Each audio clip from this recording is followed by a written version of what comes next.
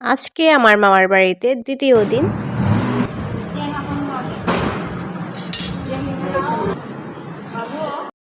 Hello friends, welcome to my page Koel. এখন বাজে রাত্রি 11টা আর আমি এখন ড্রেস সিলেক্ট করতে বসেছি। কারণটা হচ্ছে আগামীকালকে আমার মামার বাড়িতে অনুষ্ঠান আছে। অনুষ্ঠানটা হলো আমার দিদার বছর শ্রাদ্ধ। এই ড্রেসটা আমাদের ট্রেডিশনাল ড্রেস, ফানেক অ্যান্ড ফিদু। আর টপটা বড় হয়ে গেছে, তাই আমি টপটা রাত্রিবেলায় সেলাই করতে বসেছি। সব কিছু রেডি করে রাখলে সকালবেলাতে না তাড়াহুড়ো লাগে না, তাই আমি সব কিছু রেডি করে রাখছি। Hello friends, good morning. সকাল সকাল উঠে স্নান সেরে আমি ড্রেস পরে নিয়েছি আর চুলটা ভিজা বলে আমি ছেড়ে রাখলাম। তো উড়নাটা, এটাকে আমরা ফিদুপ বলি। ওই উড়নাটা অনেক স্টাইলে পরা যায়, তো আমি দুইটা স্টাইল দেখিয়ে দিলাম। এইভাবে পরা মানে পরতেও পারি আমরা।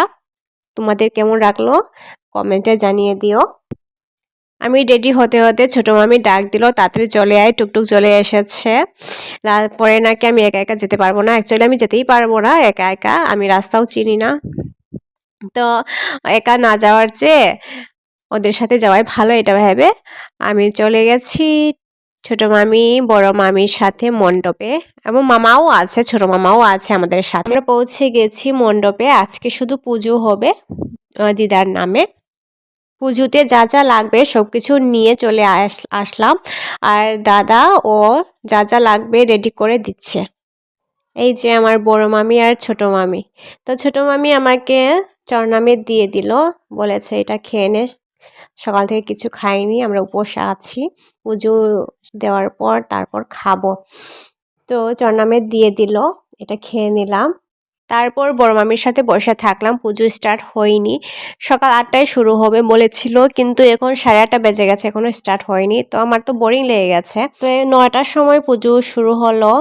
সবাই চাল দান করছে, তো আমাকেও বললো দান করার জন্য, আমিও গেলাম, দান করে নিয়েছি। সবার লাস্টে ছোট মামা দান করলো, তারপর পুজো করলো ছোট মামা। আগামীকালকেও অনুষ্ঠান আছে, ওটাও শেয়ার করব। তো আজকের জন্য পুজো এখানেই শেষ। তারপর বাড়িতে চলে গেলাম।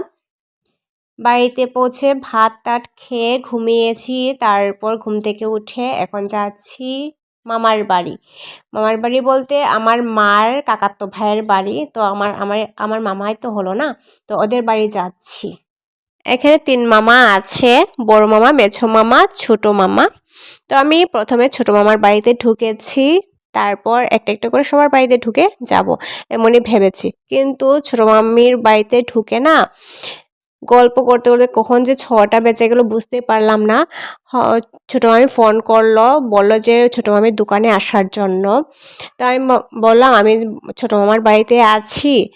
তো বললো যে না না তাড়াতাড়ি চলে আয়, কাজ আছে। তো ওখান থেকে বেরিয়ে চলে এলাম, আর 2 মামার বাড়িতে ঢোকা হলো না। আগরতলা আসলে আমি রিক্সাতে উঠে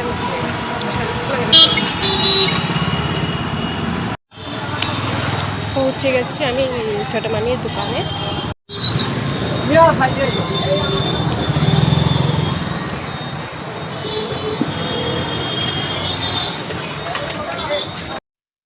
ছোট মামির দোকানে অনেক সুন্দর সুন্দর কালেকশন আছে, আমাদের ট্রেডিশনাল ড্রেস এবং আমাদের মণিপুরের শাড়ি, ওগুলো ভীষণ সুন্দর সুন্দর আছে।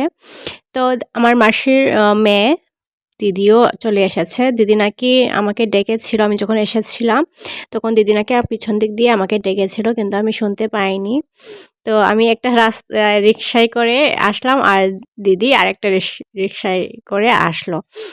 তা এসে আমাকে বলছে আর কি, আমি তোকে দেখেছি, তুই শুনিস না আমার ডাকটা, তুই একা একা চলে গেলি। তো আমরা অনেকক্ষণ বসে গল্প করলাম। দিদি কাপড় দেখা শুরু করলো, পুজো আসছে না তাই দিদি কাপড় দেখা শুরু করছে। তারপর দিদি বলল মেলাও হচ্ছে, এখানে পাশে মেলাও হচ্ছে, আর বেশিরভাগ কাপড়গুলো মেলাতে চলে গেছে, নিয়ে গেছে আর কি মেলাতে।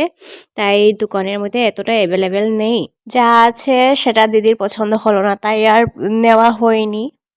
শাড়িগুলো তোমাদের কেমন লেগেছে কমেন্ট করে জানিয়ে দিও।